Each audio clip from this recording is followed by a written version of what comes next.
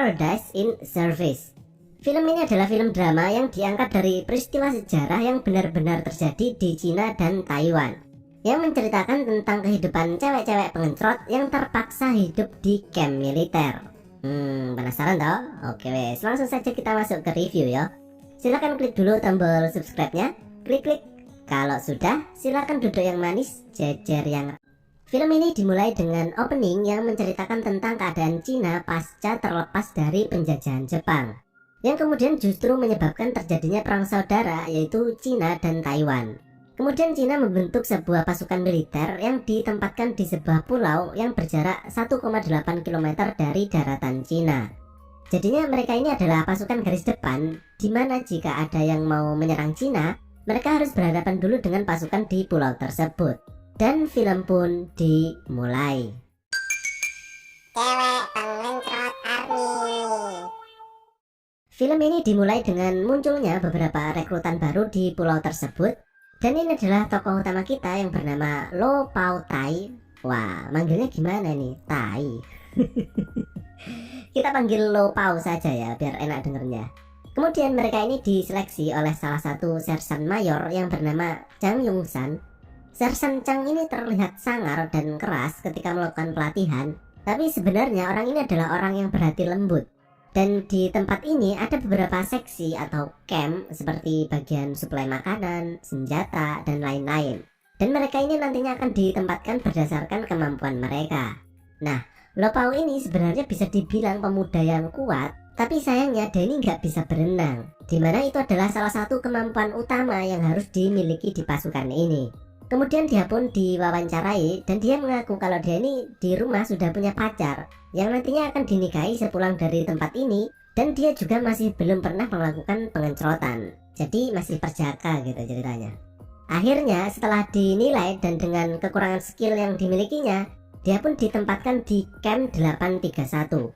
Berbeda dengan camp lainnya, camp ini adalah tempat hiburan atau bisa dibilang rumah bordil militer, dimana dengan beberapa dolar saja kalian bisa menikmati bekang anget di tempat ini. Dan sebenarnya kebanyakan cewek-cewek di tempat ini aslinya bukanlah cewek pengencrot. Mereka ini adalah tahanan dan oleh pemerintah diberikan pilihan. Jika mereka mau datang ke tempat ini, mereka akan diberikan pengurangan masa hukuman yang signifikan. Lo Pao kemudian diperkenalkan dengan semua penghuni di tempat ini. Dan kemudian matanya tertuju ke salah seorang cewek yang bernama Nini. Berbeda dengan cewek-cewek lainnya, Nini jarang banget melayani laki-laki di tempat ini karena sebenarnya dia ini punya banyak uang ya. Di sini kita juga diperlihatkan bahwa Chang sangat suka ke salah satu cewek yang bernama Jiao. Dan tiap kali dia mau ngencrot, dia cuma milih dengan cewek ini saja. Dia juga selalu memberikan hadiah perhiasan meskipun itu didapatkan dengan cara menggadaikan barang-barang miliknya. Suatu ketika Chang mengajak makan Lo Pao, dan di sini ia bercerita bagaimana awalnya dulu ia bisa masuk ke dalam pasukan militer.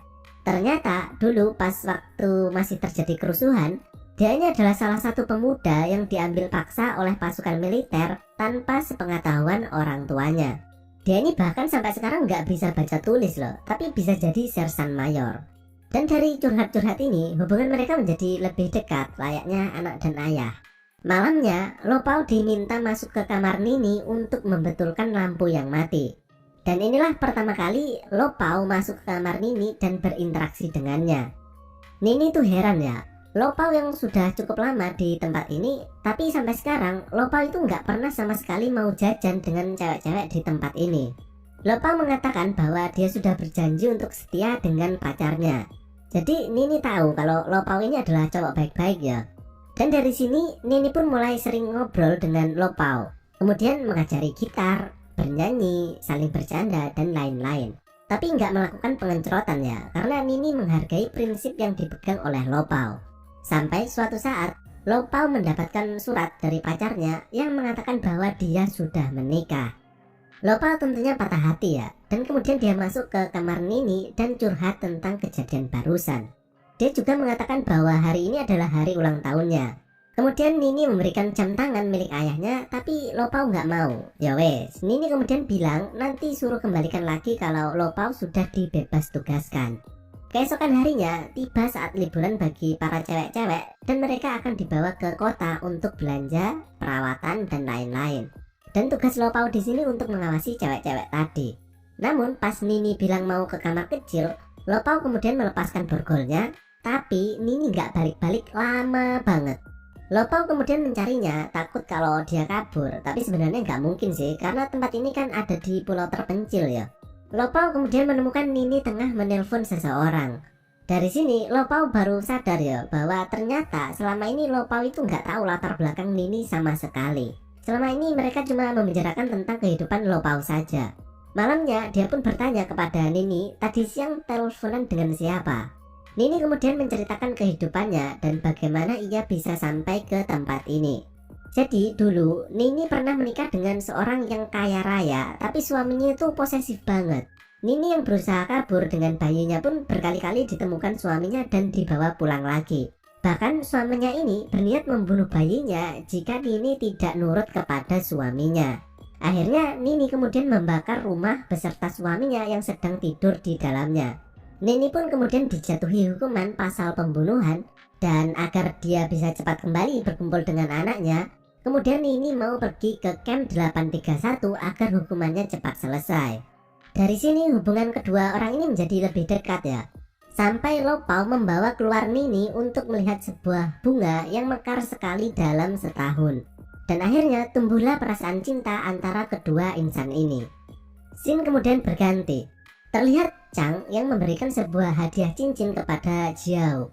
Di sini Chang itu sudah sangat serius kepada Jiao dan mengatakan bahwa dia ingin menikahinya. Sampai akhirnya dia melarang semua orang yang ingin ngencrot dengan Jiao. Dia pun berencana untuk berhenti dari militer dan minta uang pesangon yang nantinya bakal ia gunakan untuk menikah dan juga modal untuk membuka usaha. Namun Jiao ini tidak memiliki perasaan yang sama. Setelah dilarang oleh Chang agar tidak ngencrot dengan banyak laki-laki lain, Jiao ini justru melakukan sebaliknya. Lopao yang melihatnya pun kemudian memberitahukan kepada Chang karena dia ini kasihan ya jika sampai dia nantinya sakit hati setelah menikah dengan Jiao. Chang kemudian mendatangi Jiao untuk menanyakan sendiri bagaimana sebenarnya perasaannya kepada Chang. Tapi Jiao ini berkata bahwa dia tidak mencintai Chang. Bagaimana mungkin di dunia ini ada seorang laki-laki waras yang mau menikah dengan seorang pelacur yang tubuhnya bisa dibeli dengan harga beberapa dolar saja. Memang ironis ya, karena orang yang terlalu lama hidup di tempat seperti ini kemungkinan besar hatinya itu bakalan mati. Dan bagaimana mungkin hati yang sudah mati bakal mengerti perasaan cinta. Waduh, jadi puitis ini Pak D. Tapi memang itulah kenyataannya. Chang yang marah kemudian melampiaskan amarahnya dan mencekik Jiao hingga mati. Dan Chang kemudian ditangkap atas kasus pembunuhan tersebut dan dijatuhi hukuman mati. Lopao yang terlihat begitu sedih dan menyesal karena mungkin jika dia tidak memberitahu Chang tentang kelakuan Jiao, mungkin Chang saat ini masih hidup ya. Beberapa hari kemudian, Nini ternyata mendapatkan amnesti dari pemerintah sehingga besok ia dinyatakan sudah bisa kembali lagi ke penjara umum di daratan Cina. Suatu kabar gembira, tapi Nini dan Lopao justru terlihat sedih karena mereka akhirnya harus berpisah ya. Malamnya Lopao datang ke kamar Nini untuk merayakan hari terakhirnya di tempat ini. Dan dia juga mengembalikan jam milik Nini. Tidak banyak kata yang keluar dari mulut kedua orang ini, sampai akhirnya Nini langsung mendekati Lopao dan langsung menganclap bibir Lopao. Dan mereka akhirnya melakukan pengencrotan. Enggak deng, hampir melakukan pengencrotan yo. Karena pas waktu tinggal masukin aja loh, tiba-tiba akhlak Lopao ini balik lagi. Wah, berarti kekuatan imannya nih setingkat Pak D yo. Dia pun langsung pergi keluar dari kamar Nini, dan Nini di sini terlihat begitu sangat sedih. Duh, cek mana rek sampai nangis loh. Besoknya Nini akhirnya pergi dari pulau tersebut dan terlihat kesedihan dari wajah kedua orang ini. Waktu pun berlalu dengan cepat. Lopao yang sedari awal film adalah cowok baik-baik yang tidak pernah melakukan pengencrotan, akhirnya menyerah kepada keadaan dan dia pun mengencrot seluruh cewek-cewek di tempat tersebut. Tadi nggak mau. Lopao pun menjalani hari-harinya tersebut sampai akhirnya ia dibebas tugaskan dari pulau tersebut.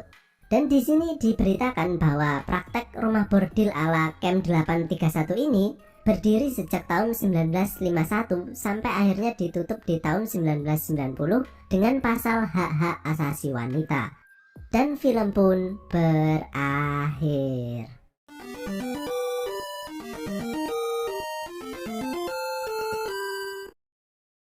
Sebuah film yang biasa aja ya menurut Pak D. Untuk genre drama, film ini biasa aja ceritanya. Tapi dari film ini kita jadi tahu ya, salah satu sisi kelam yang diakibatkan oleh peperangan. Dimana peperangan itu nggak cuma berisi semangat juang dan lainnya, melainkan banyak banget efek negatif yang mungkin tidak pernah terekspos selama masa peperangan.